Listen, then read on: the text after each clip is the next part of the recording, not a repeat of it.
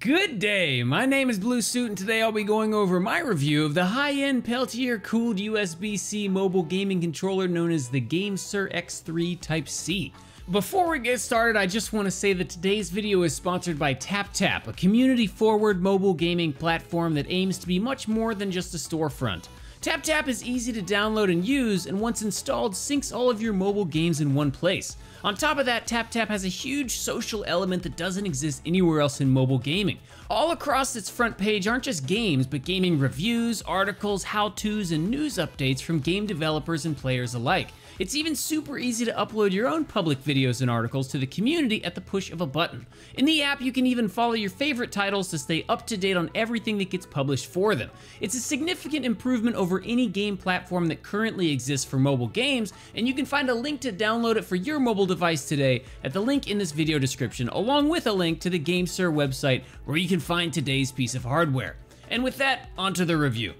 The GameSir X3 Type-C is the latest in the X lineup of mobile game controllers from GameSir that offers a premium build quality for mobile gamers. You may remember last year that we did a review for the Bluetooth X2, and I have to say, the X3 is definitely an improvement over its predecessor's design, but at a noticeably higher price tag as well. I was very fortunate and GameSir sent me one of these about a week ago, and after a few dozen hours with it, I can safely say that it's something that I'm going to be using all the time. I'm not a huge fan of mobile gaming, but through the Steam Link app, you can take any Steam game with controller support anywhere in your house, and this is perfect for me when I'd rather be gaming in bed or on the couch than at my desk.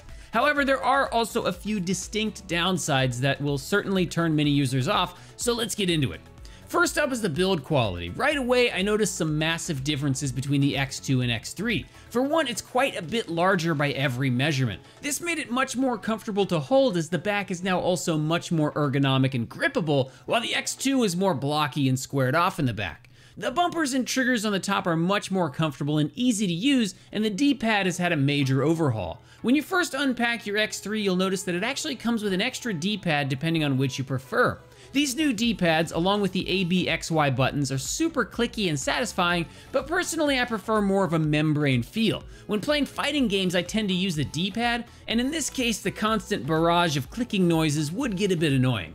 Everyone will use it differently though, and that's just me. The rest of the layout remains the same as the X2 and has a very similar feel to that of a Switch Pro controller, with a quick screenshot button and some stiff Alps analog thumbsticks that come with interchangeable caps. There's actually a surprising amount of customization on the face of the X3, as not only can you swap out the D-pad, but you can change the layout of the magnetic A-B-X-Y buttons, or swap out between lower and higher thumbsticks. On the back we have the 7-blade RGB illuminated cooling fan, and here's where the X3 starts to become more of a piece of niche equipment. Truth be told, not everyone is going to get the most out of this cooling fan for a number of reasons. For one, your phone may not actually get hot enough to warrant the usage of a fan, because if your phone isn't actually running the software, but say streaming it instead, like in the case of a Steam Link, it's going to actually take a really long time to overheat if it ever does. And if you're playing games directly on your phone, it will take about 30 minutes to an hour before it starts getting super hot anyway, making this only necessary for those longer gaming sessions. Finally, it doesn't turn on at the flick of a switch, but instead only when plugged in using the USB port at the base of the fan, removing the mobility from this mobile gaming controller. All negatives aside though, it does do an outstanding job of cooling down your device in those specific situations where you need it. On top of that, it's a somewhat quiet fan if kept clean, and adds a significant amount of sturdiness to the overall device. With the X2, when you opened it up, there was a lot of bend in the spine that holds the two sides together. But here, even when fully extended, it still feels secure. On the bottom of the X3, under the right side, there is a pass-through charging port that will also charge your phone. This, along with the cooling fan on the back, make it so you basically never need to stop playing. Finally, the last part of the build is the rotatable USB-C that plugs into your phone. It's nice because it means that the X3 doesn't need a charge of its own to function, but the design of the male connector is really frustrating.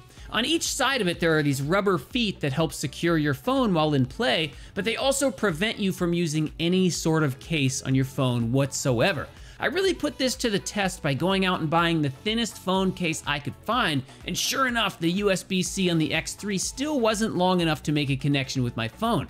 It's designed so that you absolutely have to take your phone case off every single time you want to use it, or be one of those crazy people who don't use a phone case at all. I felt a little bad about it, but I ended up taking a razor blade and cutting these little feet off. They really don't seem all that necessary at all either, because there's still rubber there even after you cut them off, and the USB-C connector further prevents the phone from slipping out of the controller anyway. You can pick up the GameSir X3 Type-C on the GameSir website for $100. Its build is a significant improvement over the X2, but I'd really only recommend it if its drawbacks aren't going to impact how you intend to use it. When the X2 came out, it was also released with 2 other versions, one for iPhones with a Lightning connection and another for Bluetooth, which I think is the superior option overall. At a $100 price point, there are just too many downsides for my tastes, unless you're someone who needs the absolute top of the line right now. But if a Bluetooth version does get released, it would be perfect. I hope you enjoyed this review of the GameSir X3 Type-C. Come see me on Twitch where you can watch our reviews in progress. As always, don't forget to like, subscribe, and let me know in the comments what you thought about it. Until next time.